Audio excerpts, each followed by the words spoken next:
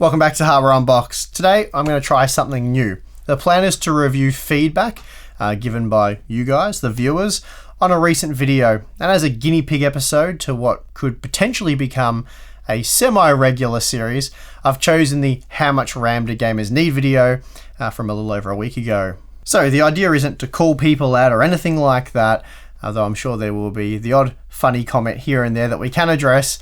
But anyway, the idea is to follow up on your feedback. Was there something that I missed, something that I got wrong, or just something that you would have liked to have seen me cover in a bit more detail? Since this is a guinea pig episode, please let me know if you found it enjoyable, interesting.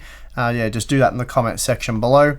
And of course, if you thought that it sucked and you don't want to see any more replying to comments type videos or episodes, then please also let me know about that in the comment section below. Today's video sponsor is Skillshare, the online learning community where you can learn real-world skills. I've always found it easiest to learn by watching others, and with Skillshare you can do exactly that as professionals create project-based classes covering topics such as design, business, technology, film, photography, and much more. It's a great resource for those looking to improve their skill set, pursue a passion, or advance their careers. And the best bit is, for the first 500 viewers to sign up, you will get the first 2 months of Skillshare Premium for free. So it doesn't get much better than that. Check the link in the video description. Okay, so let's get into it. Johnny XYZ pointed out something interesting that I only touched on briefly in the video. Not exactly the same thing that he's talking about here, but kind of similar. Anyway, what he said was, the really interesting thing is that you're able to buy 570 8GB instead of the 4GB version for the money of 8GB of DDR4. So I think he's trying to say the cost of 8GB of DDR4 memory there. Basically, the 8GB version of the RX 570 costs $30 more than the 4GB version, while 16GB of DDR4 costs $40 more than 8GB. So it's not quite the total cost of 8GB worth of RAM, it's only about half as much. Still, if you had to compromise on one, it would actually be better to do so with the RAM. So instead of getting 16GB of RAM, just get 8GB. And that is because the 4GB RX 570 really does need 16GB of RAM to avoid stuttering in a lot of modern titles. So if you can get the 8GB version, it's probably going to give you a better gaming experience. That is assuming that you're using ultra quality settings at, well, at least 1080p, maybe 1440p. It's probably stretching it a little bit there. Either way though, in that scenario, there is just a $10 difference depending on which compromise you make. Of course, with 8GB of DDR4 3000 memory priced at just $60 and 16GB at $100, I suggest spending the extra $40 to ensure all games run as smoothly as possible. Same goes for the graphics card. If the 8GB version was $50 more, say, I'd probably recommend the 4GB model, but for just a $30 premium, it makes sense to get the 8GB of VRAM, especially if you're not on an extreme budget. For those of you who are on an extreme budget, 4GB of VRAM and 8GB of RAM will do, particularly if you're playing less demanding titles such as Fortnite, for example. Just lastly on this one, a much better or much worse example, depending on how you look at it, would be the GeForce GTX 1060 3GB. For those with just 8GB of system memory, the 6GB version of the GTX 1060 provides significantly better performance, and that means saving the $50-something when they're priced at the MSRP for the 3GB model. That really isn't worth it, as you need to spend $40 more on memory to avoid the noticeable stuttering in a lot of the modern titles, even at 1080p. Rumour has it Nvidia is releasing a 3GB version of the RTX 2060 in 2019. If that is the case, I would urge reviewers to test it with 8GB of RAM, at least for a couple of tests, just to see how much different it is compared to what I believe will be the fully fledged 6GB version. And yeah, I'll be doing a few benchmarks like that in my day one coverage. Okay, so next up we have Ingress commented. I don't know, we'll just... Sorry if I don't get all the names right. But anyway, the comment was something along the lines of they can no longer live with 8GB of RAM. Not because they need it for gaming, but because they want to keep 30 browser tabs open when playing games. I saw quite a few comments like this, and it's fair enough. That said, if you're jumping into Battlefield 5 and you're not constantly alt-tabbing out of the game, then it doesn't really matter. This is because the browser tab data is relocated from the fast access memory to local storage, as you load the game. So in other words, it's moved to the page file. So as long as the required game assets can be stored in the system memory, you won't suffer any slowdowns or frame time issues. If you Alt-Tab out of a game between rounds to, I don't know, watch a YouTube video, check your email, or whatever reason you might Alt-Tab out of a game between rounds, or you have a second screen, which is probably a worst case scenario with a YouTube video active while you're playing. I know that sounds kind of odd, but a lot of you guys in the comment section claim that you watch YouTube videos while playing games. So that's impressive. I'm usually pretty flat out just concentrating on the game, but whatever the case may be, this is where more memory will really have an impact because you're running a lot more high priority processes.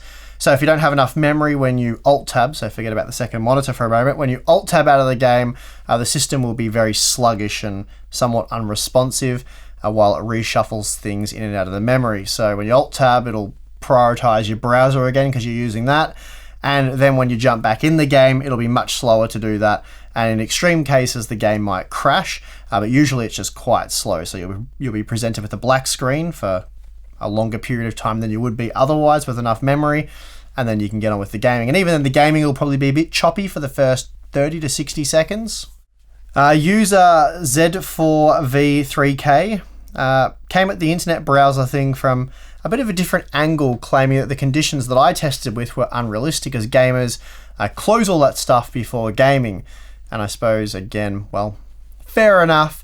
But also, again, it really makes no difference. The results would have been the same if I tested with a skeleton crew of processors on a fresh install of Windows, or if I tested the way I did with a few applications open, such as Steam, Origin, Uplay, Chrome, and so on. That 3 GB of RAM that's claimed to be sucked up by these unnecessary applications really isn't once you execute your game. Again, all that stuff is moved to the slower local storage into your page file, and that makes way for the higher priority data, in this case the game that you intend on playing. I actually saw a memory capacity video done by Linus Tech Tips earlier in the year, and they found zero difference between a clean install and then one with loads of applications running, which included Chrome tabs and all that sort of stuff when they were gaming.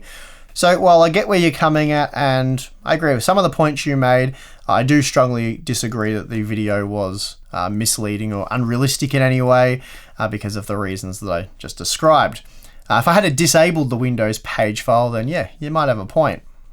Did you turn off Windows page file? Else all those background apps will just go into page file. Right you are, sir. Right you are. On that note, you might think, why the hell did I bother running all those applications if it makes no difference at all, as I've been saying? Well, the reason is you guys. A few years ago, I did a memory capacity test. It wasn't the first one I did, but it was one of the originals. And I had a whole lot of people complaining that the test was unrealistic and that us benchmarkers are out of touch with the common gamer and yada, yada, yada, because I was running just the game and, well, the bare essentials, no Chrome tabs or anything else in the background. And at the time, again, I knew it didn't make that much difference because I knew that stuff would get moved to the page file and systems without enough memory. But yeah, that upset a lot more people than this method did last year that I used. So I'm sticking with it. But that's the reason why, it doesn't really make much difference either way. But I feel like more people probably aren't that keen to shut down everything they've got open and then run their game. It'd be just more convenient if you just run your game and then go back to whatever it was that you were doing before you played the game. Okay, so despite the testing done in the previous video, the video we're discussing, quite a few viewers agreed with what Mr. Freak had to say. 8 GB of memory will or should do fine, and 16 GB is more than enough.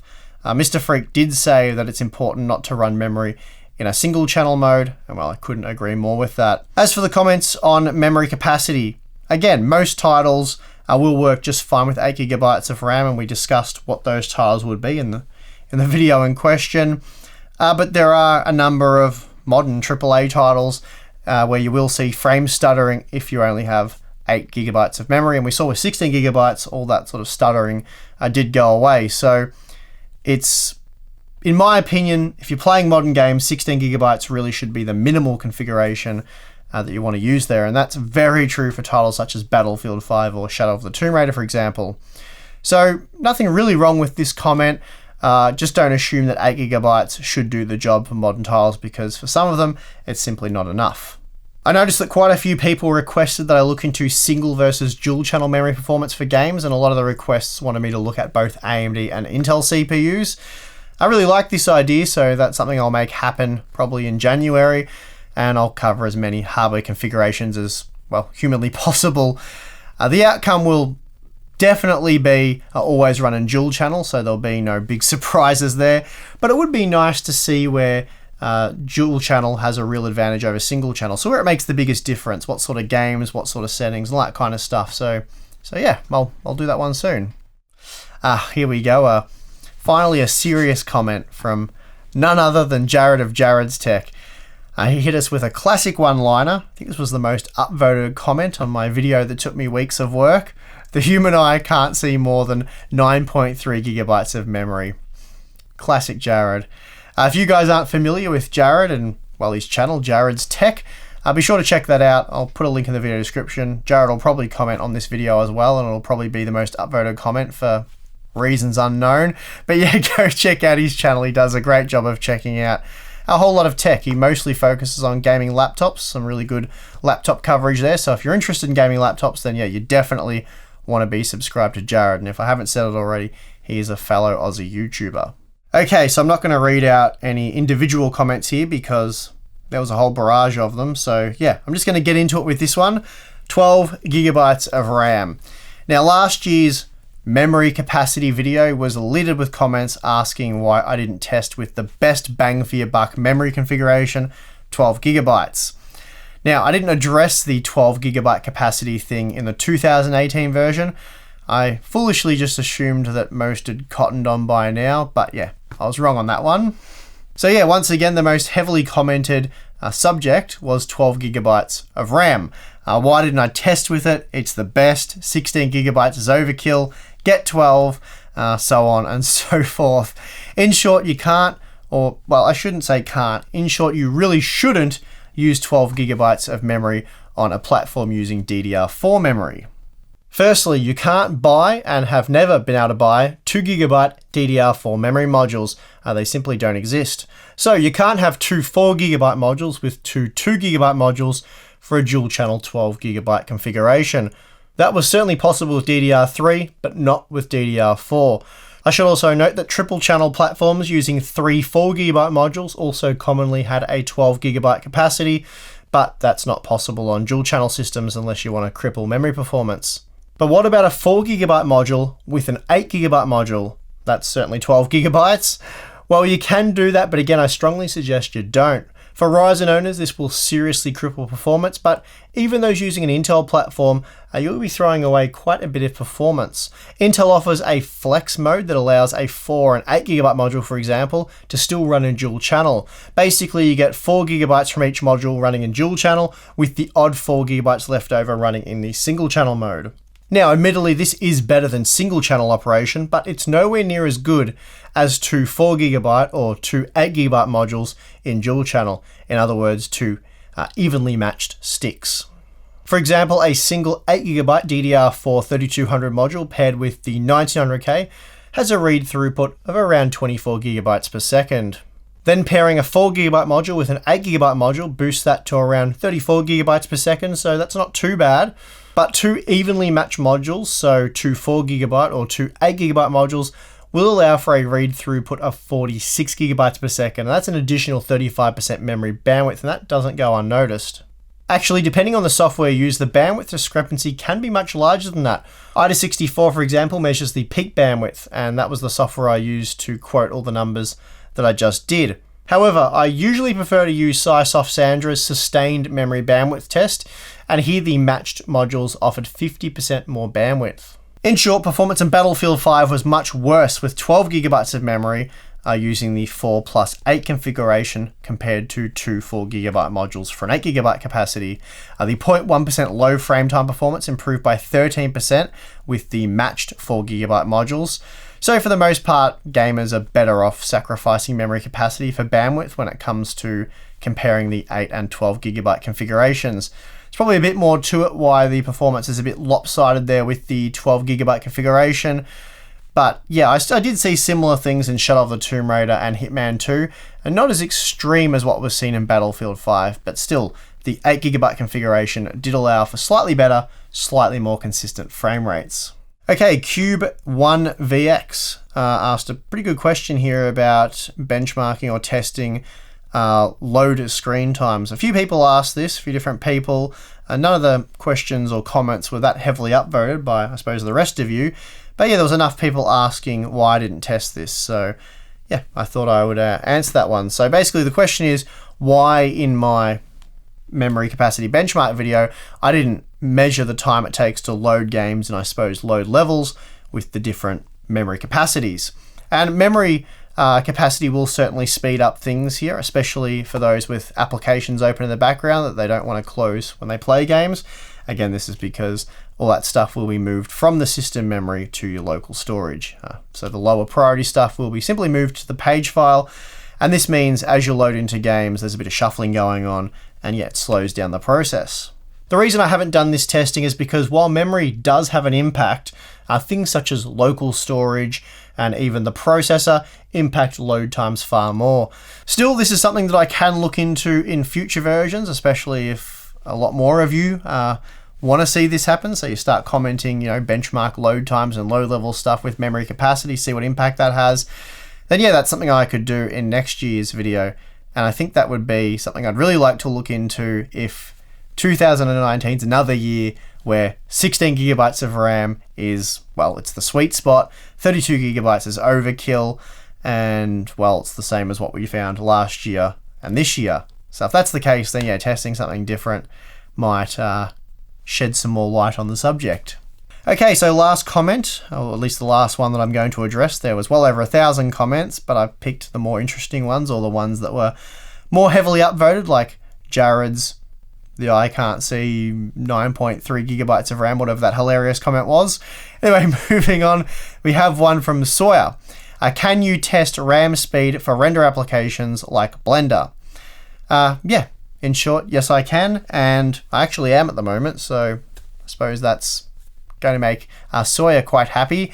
I am only doing it for the 9900K, so no AMD testing at this point. We've done a bit of AMD memory stuff when the 2nd gen Ryzen processors came out anyway. And yeah, it's a lot of work doing memory scaling benchmarking.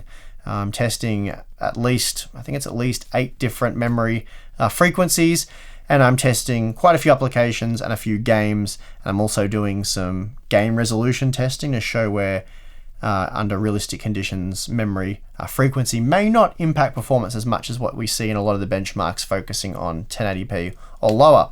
But anyway, that should be a very interesting video and one worth keeping an eye out for. Well, that is just about going to do it for this first episode of replying to comments. Again, please let me know if you enjoyed this video and if you have any suggestions for this, well, I suppose this potentially new series. Yeah, just feel free to drop them below. Anyway, I hope this was an interesting recap of the memory capacity video. There wasn't really any negative comments. Everyone was quite nice on that video, and fortunately I didn't make any mistakes, at least any that were pointed out to me, apart from a few people questioning why I did certain things, but I think I stand by those. So yeah, anyway, it was probably not the most interesting video to start with because there wasn't any sort of little dramas surrounding it, but yeah. Let me know what you guys think. As always, if you did enjoy the video, feel free to hit the like button for us. We always much appreciate that. Subscribe for more content if you haven't already. And if you appreciate what we do here on Unboxed and you want to gain access to a few little perks, then yeah, you can sign up to our Patreon. We have a private Discord channel for the dedicated Hardware Unboxed members, let's say, and we also do a monthly live stream or 2 monthly live streams. So anyway, that's enough about that. Thank you for watching. I'm your host, Steve. See you next time.